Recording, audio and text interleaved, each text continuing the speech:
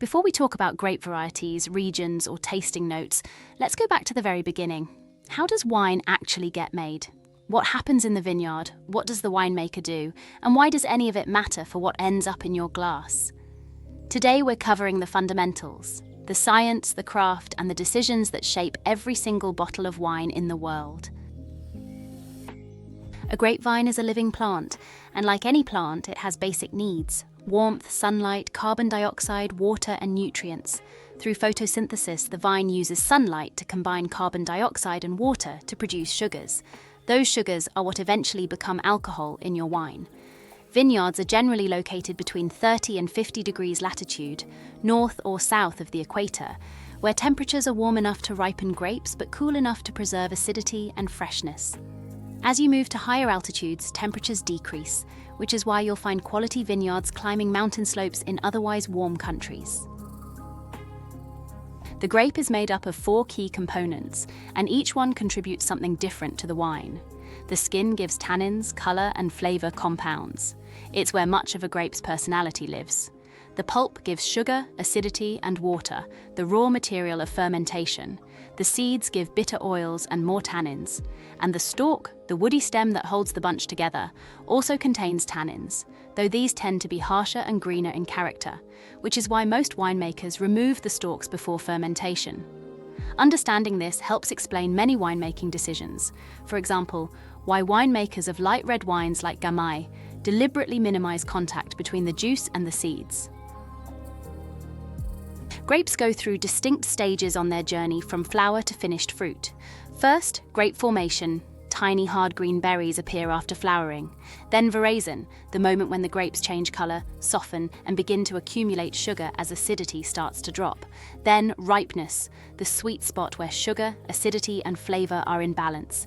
And finally, if left too long, overripeness, where grapes become raisin-like, concentrating sugars to very high levels and losing freshness entirely. Timing the harvest is one of the most critical decisions a winemaker makes every single year. Where a vine grows shapes everything about the wine it produces. Climate falls into 3 broad categories: cool, moderate, and warm, and each produces a very different style of wine. Cool climates give high acidity, lower alcohol, and fresh fruit flavors. Warm climates give lower acidity, higher alcohol, and riper, more cooked fruit. Moderate climates sit in the middle, the sweet spot for many of the world's great wine regions. Beyond temperature, several other factors influence the vineyard. Slope and aspect matter enormously. South and southeast facing slopes in the northern hemisphere receive more direct sunlight, helping grapes ripen more fully. Rivers reflect light and moderate temperature, extending the ripening season. Mountains shelter vineyards from rain and wind and can dramatically alter the local microclimate. Altitude cools temperatures, which is why you find quality wine production high in the Andes or the Alps, despite the surrounding warmth. Soil plays a crucial role too, though perhaps not always in the way people expect.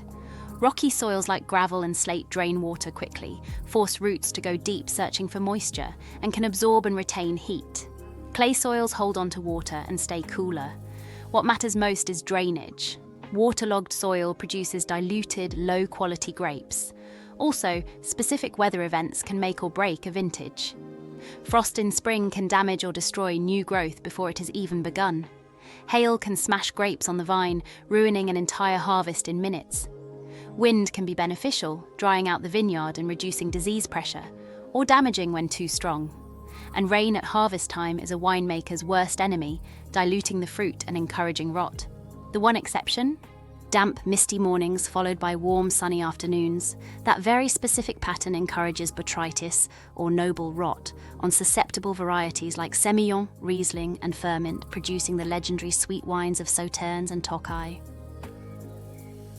Yield is the amount of fruit a vine produces per unit of area, and it has a direct relationship with quality.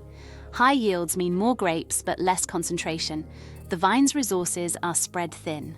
Low yields mean fewer grapes but more concentrated, complex, flavor-rich fruit. This is why old vines are prized. As a vine ages, its natural vigor decreases and it produces a smaller crop. But what it does produce is more concentrated, more complex, and can result in wines of remarkable depth. Look for the words Old Vine or Vieilles Vignes on a label. It's a signal worth paying attention to. Understanding wine labels unlocks a huge amount of information before you've even opened the bottle. The European Union uses two main quality categories. PDO, Protected Designation of Origin, covers wines from a legally defined area with strict rules on grape varieties, yields, and winemaking. In France, this is AOC or AOP. In Italy, DOC or DOCG. In Spain, DO or DOCA. In Germany, Qualitätswein and Prädikatswein. PGI, Protected Geographical Indication, covers a broader area with less strict rules. In France, IGP, in Italy, IGT, in Spain, Vino de la Tierra, in Germany, Landwein. These wines often offer excellent value and allow winemakers more creative freedom. The key principle across all of Europe: the more specific the geographical indication, the stricter the rules, and generally the higher the quality. A few practical notes on getting the most from your wine once it's in your hands.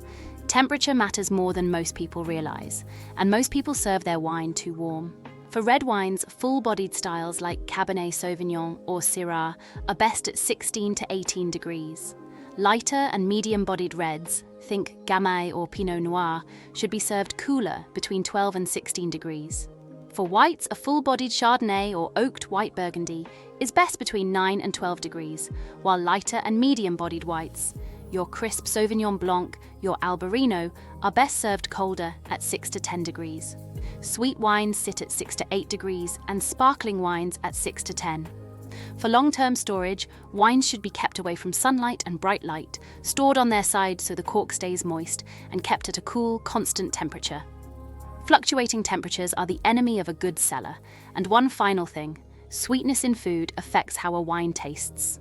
Sweet food can make a dry wine seem more bitter and acidic, which is why dessert wines need to be at least as sweet as the dish they accompany. From the vine to the glass, wine is the result of thousands of decisions made in the vineyard and the winery, shaped by climate, soil, human skill, and sometimes plain luck. Understanding these fundamentals doesn't make wine more complicated, it makes every bottle more interesting. Now that you have the foundation, every grape variety video in this series will make a little more sense. Welcome to the world of wine.